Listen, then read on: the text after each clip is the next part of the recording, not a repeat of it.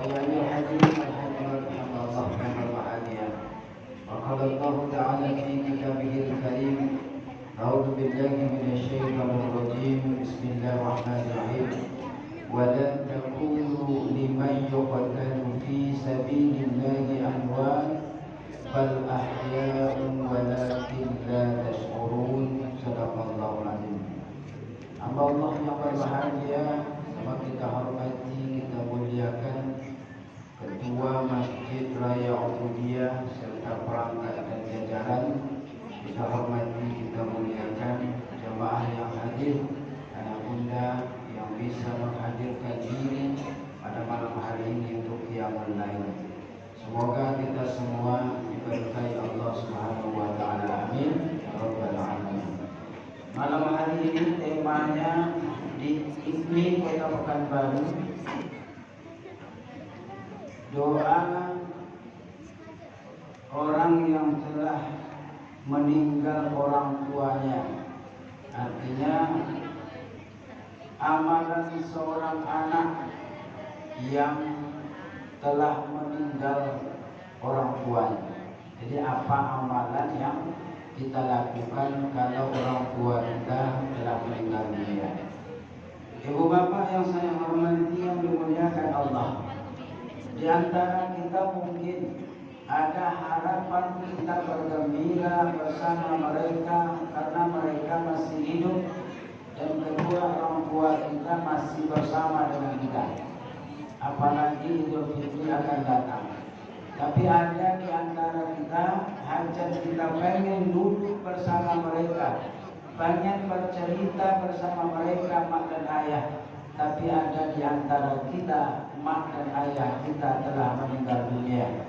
Maka apa amalan? Apa kata Al-Qadami dalam kitab Al-Qurtubi? Ada 5 amalan yang akan dilakukan oleh seorang anak untuk kedua mak dan ayah yang mereka telah meninggal dunia.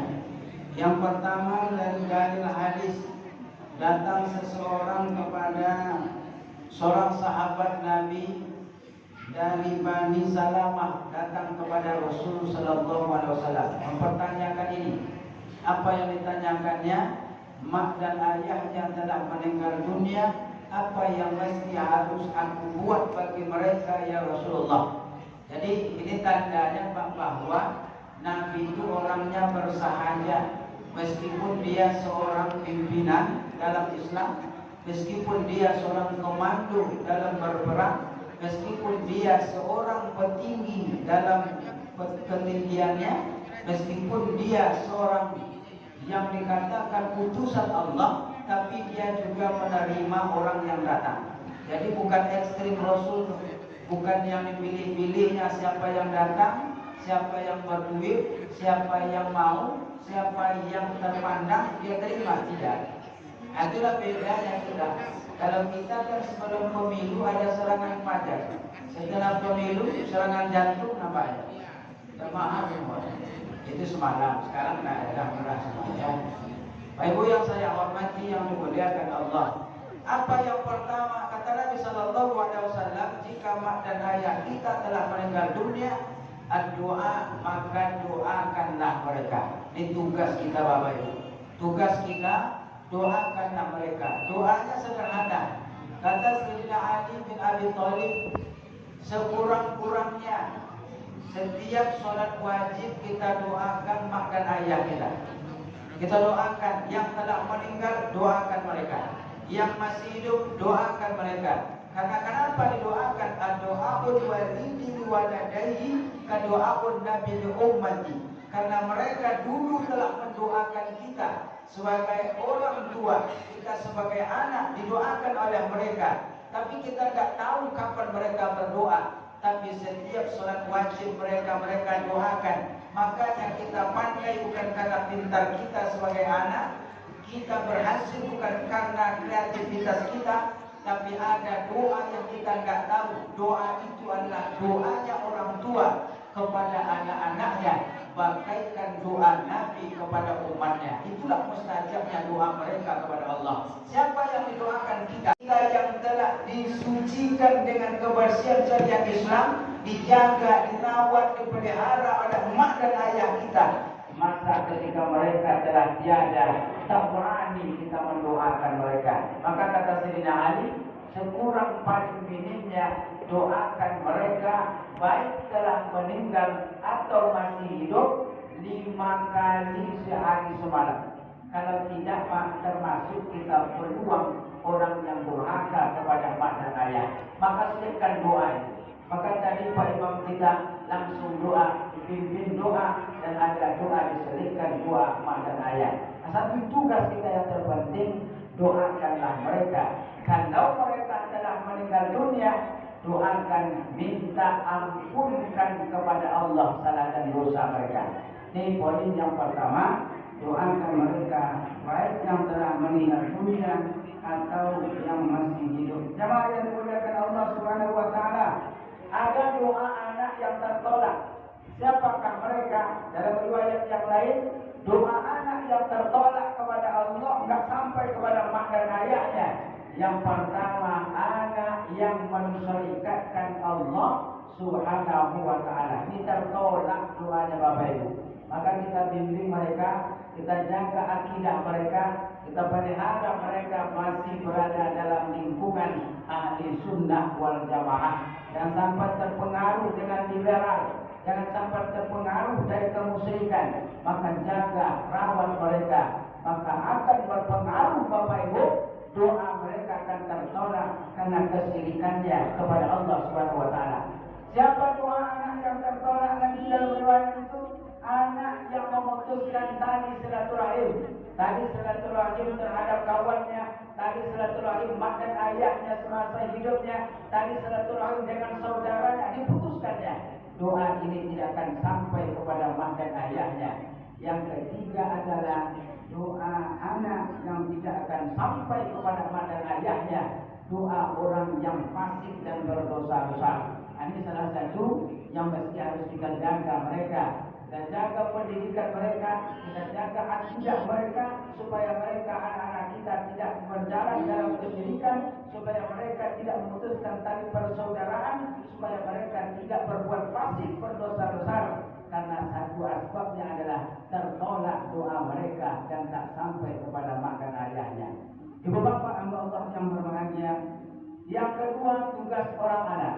Kalaulah orang tua telah meninggal dunia, maka bayarkanlah hutang-hutangnya. Ini yang pertama, yang kedua Pak Ibu. Jadi kalau bertanya meninggal mak dan ayah atau meninggal ayah ada harta warisannya, jangan terlalu cepat bagi warisan kalau seandainya tidak sesuai dengan syariat Islam. Bagilah harta warisannya, tetapi selesaikan hutang-hutangnya dari harta yang dimilikinya. Selesaikan dua hutangnya. Pertama, hutang kepada Allah, bayar oleh ahli warisnya. Dan kedua, hutang kepada manusia, selesaikan dari hartanya oleh ahli warisnya. Kan tinggal bayar, bukan duit anaknya. Kalau yang paling baik dia, kalau kita punya duit, maka duit kita bayarkan hutang mak dan ayah. Kalau tak ada duit sebagai anaknya, maka jadi ambil harta warisannya, jangan dibagi kepada ahli faraid sebelum dibayarkan hutang-hutangnya. Jelas dalam Al-Quran surah An-Nisa ayat yang ke-7 sampai 12, kalau bagi harta warisannya si ahli waris tadi, mesti haruslah dibayarkan hutang-hutangnya. Jamaah yang dimuliakan Allah Subhanahu wa taala, maka apa rahasianya? Kalau ada orang berhutang, tidak ada niat untuk membayarnya, Pak, masalahnya kata Nabi sallallahu alaihi wasallam, adapun ruhnya Bani Adam, manusia yang berhutang, tergantunglah di antara langit dan bumi sehingga diselesaikan hutang-hutang oleh ahli warisnya. Ini Pak yang jadi poin yang sangat penting. Jangan sampai akan tergantung mudalah tak sampai kemana-mana roh daripada almarhumah kalau tidak diselesaikan hutang-hutang oleh ahli warisnya. Jamaah yang dimuliakan Allah, yang ketiga, minta ampunkan salah dan dosa mak dan ayah. Kalau mereka telah meninggal dunia, ya Allah, lapang ampunkan salah dan dosa mereka. Ya Allah, terimalah amal ibadah mereka yang baik. Ya Allah, Allah lapangkan surga tempat kembali mereka ya Allah, dan jadikan perhiasan surga, taman-taman surga tempat kembalinya. Itu yang kita harapkan Bapak Ibu yang dimuliakan Allah. Doakan mereka, minta ampunkan salah dan dosa mereka, karena itulah yang mereka tunggu Bapak Ibu yang dimuliakan Allah. Yang keempat adalah jika mereka punya teman masa hidupnya, maka cari teman mak dan ayah kita, katakan bagi mereka maaf ampun salah dan dosa jika mak dan ayah kita bersalah terhadap mereka. Ini berarti saling silaturahim, hubungkan tali silaturahim antara satu dengan yang lainnya. Yang terakhir, yang kelima, jaga silaturahim antara keluarga satu dengan yang lain. Inilah tugas kita sebagai anak yang telah ditinggalkan oleh emak dan ayah kalau mereka telah meninggal dunia. Terakhir dari saat datang kepada Rasulullah, ya Rasulullah, mak saya telah meninggal dunia, apa yang paling afdol aku sedekahkan bagi mereka yang telah meninggal dunia?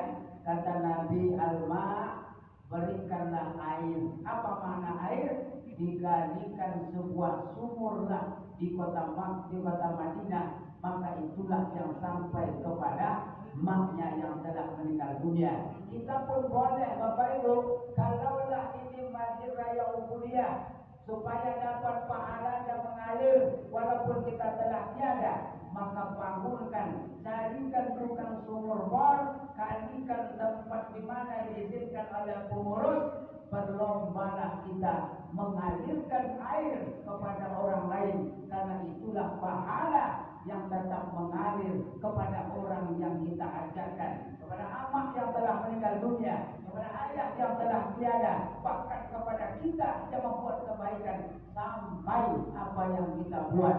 Ini ternyata sudah diamalkan oleh jemaah. Saya tak sebut lagi air apa yang mengalir, ternyata termasuk air SMS ini Pak, sampai sedekah jemaah. Alhamdulillah, luar biasa.